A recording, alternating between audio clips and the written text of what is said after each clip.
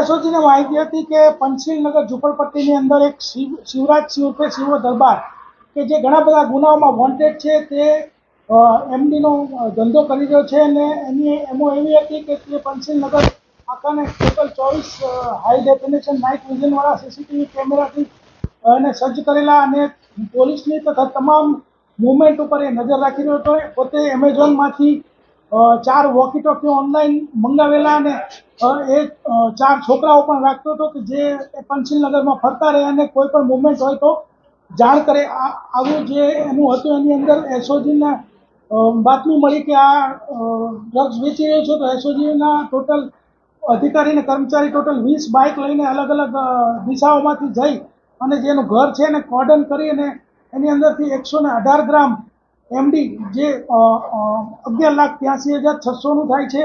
તે ઉપરાંત એના 2 મોબાઈલ ફોન પછી 2 લોડેડ પિસ્ટલ મળી આવેલ છે તથા 4 વોકી ટોકી અને ટોટલ 16 લાખ રોકડા રૂપિયા જે છે મળી આવેલ છે. એના વિરુદ્ધમાં એને અટક કરી અને ધોરણસર કાર્યવાહી કરવામાં આવેલ છે. તે ઉપરાંત તેની પાસેથી માલ જે લઈ જતો હતો મોહસિન છત્રી જે છે તેને પણ ધરપકડ કરેલ છે. ઇમરાન ગડ્ડી છે જેનું નામ ખોલેલું છે અને જે વોન્ટેડ છે તથા જે માલ છે મુંબઈથી વિનોદ વર્મા પાસેથી લાવતો હતો તેનું પણ જે નામ છે તે એફઆઈઆરમાં ખોલેલ છે.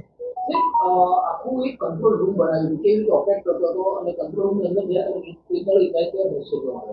કંટ્રોલ રૂમ એટલે એનો જે રૂમ હતો એની અંદર એને 55 ઇંચનું ટીવી રાખેલું અને જે 24/24 જે કેમેરા છે એનું 24/24નું લાઈવ એને ત્યાં જે મુવમેન્ટ છે દેખાતી હતી અને આ લોકો ડ્રગ્સ માટે કપડાં એવો કોડવર્ડ યુઝ કરતા હતા અને કોઈ પોલીસ આવે તો કાટી એવો કોડવર્ડનો યુઝ કરતા હતા અને મુવમેન્ટ ઉપર નજર રાખી રહ્યા હતા અને આ રીતે એનો ડ્રગ્સનો કારોબાર કરતો હતો.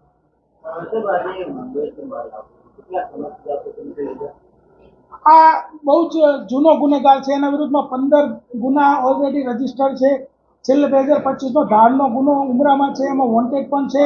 એટલે સતત આની આ પ્રવૃત્તિ જે છે ડ્રગ્સ વેચવાની એ ચાલુ રહે છે.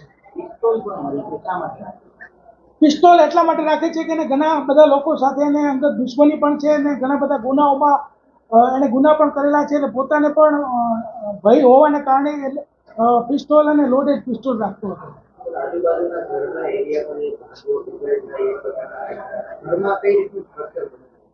ઘરનું સ્ટ્રક્ચર એકદમ મજબૂત મકાન બનેલું છે ને એની અંદર પણ અમારી એસએમસીમાં જે છે તપાસ ચાલુ છે અને એમાં કંઈ પણ ગેરકાયદેસર છે તો એના ઉપર પણ કાર્યવાહી કરવામાં આવશે.